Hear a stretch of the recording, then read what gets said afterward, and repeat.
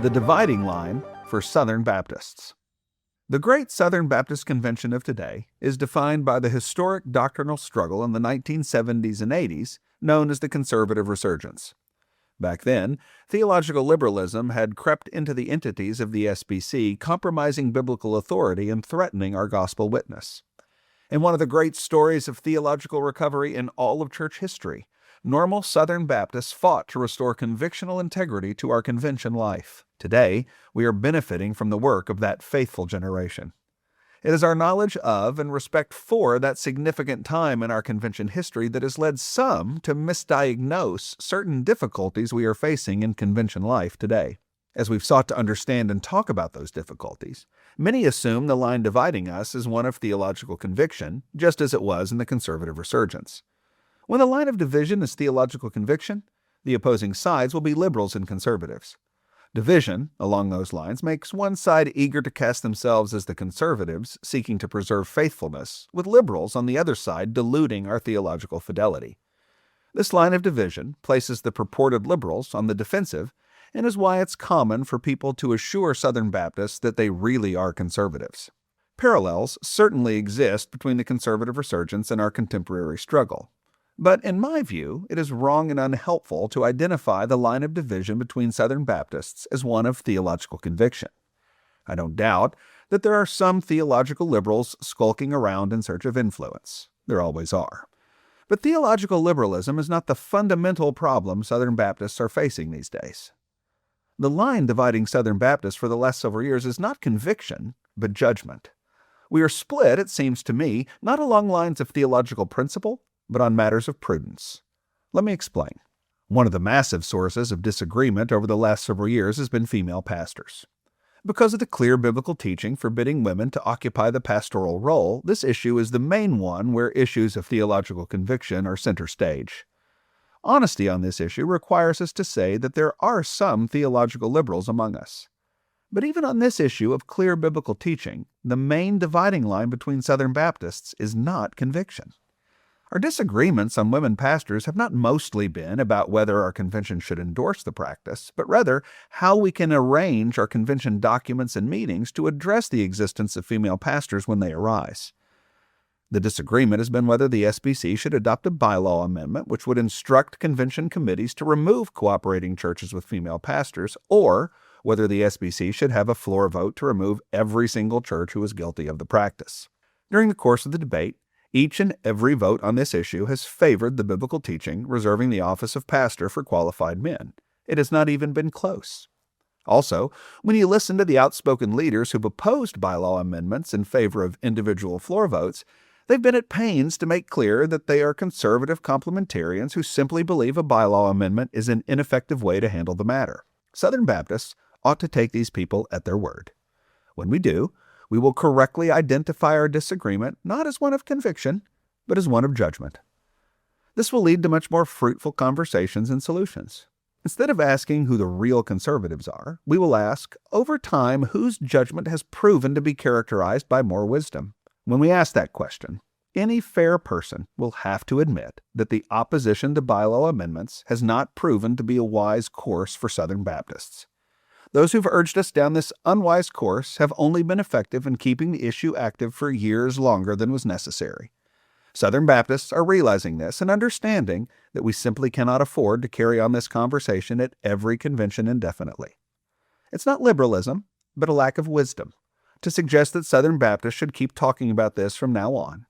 It's not liberalism, but folly to suggest that Southern Baptists should spend countless hours of precious floor time voting out churches when we know what we believe on this matter and could easily instruct a committee to do the work and save precious time for more important issues. Southern Baptists who love the Bible but resist a permanent solution to this problem are not usually liberals, but they are being foolish. The sex abuse crisis that has dominated convention life for over 7 years is another example of a problem in the SBC not defined by conviction, but by judgment. Of course, there were faithless voices seeking to undermine our mission, but those voices were not usually the Southern Baptists in leadership posts responsible for making decisions. The decision-makers during the sex abuse crisis were mostly men of goodwill who wanted to care for broken people and preserve our witness as a convention. They were characterized by good intentions far more than bad theology. Unfortunately, far too often, the decisions they commended were characterized by a lack of wisdom. Identifying the wrong problems and concerned to please the wrong people, they made decisions that exposed the convention to legal liability, damaged our witness, harmed our cooperation, and drained our ministries of money counted in the unknown tens of millions of dollars. Southern Baptists are learning a painful lesson here.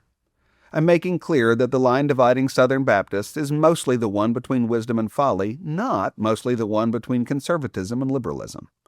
But the terrible results of our foolish handling of the sex abuse crisis prove that the existence of our convention can be threatened by bad judgment just as much as it can by bad theology.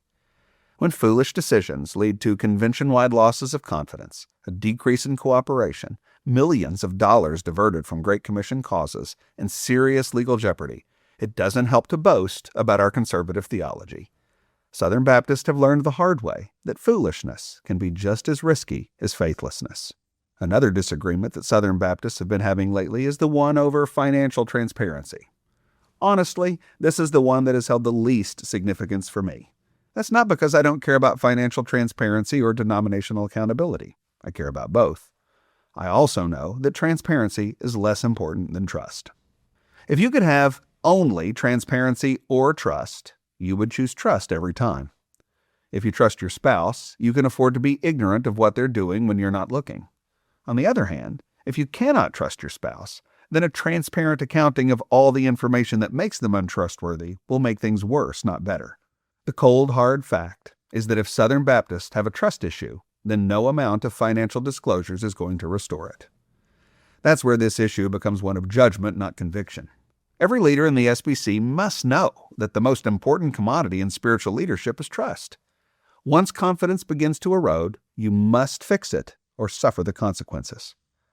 The recent history at the ERLC is a painful example of this reality.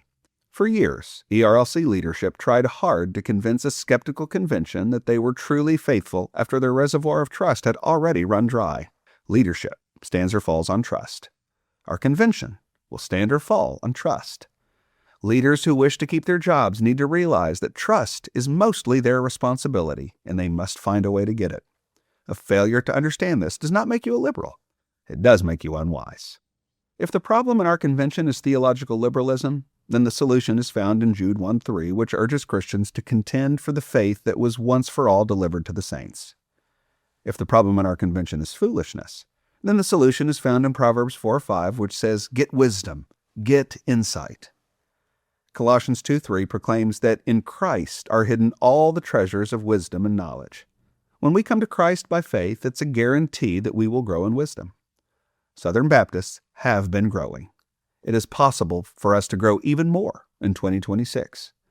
As we prepare for the convention in Orlando in just a few weeks, we can evaluate the statements and positions of leaders that are a matter of record. Southern Baptists should compare the statements of those who have foolishly resisted a permanent solution to the issue of women pastors to those of people who have wisely encouraged it. They should evaluate the decisions of those who unwisely pushed our convention into danger on the sex abuse crisis against those who pled for prudence. They should listen to the statements of those who wisely want to talk with candor and care about the problems we're facing, and to those whose statements suggest that all is well and nothing needs attention. Southern Baptists should also evaluate the statements of those who've grown in wisdom over the years, have admitted where they were wrong, and are now crystal clear about how we can do better. They should carefully compare that growth in wisdom with those who refuse to admit errors in judgment in the past. After Southern Baptists carefully evaluate these statements, they need to show up in Orlando and vote for the people and the policies that are characterized by wisdom. We should make 2026 the year when we definitively close the door on foolishness and pursue wisdom. God gives a promise in Proverbs 3:13 for those who pursue wisdom. Blessed is the one who finds wisdom and the one who gets understanding. I'm praying for our convention to find wisdom and grow in it. I have great confidence in God that we will.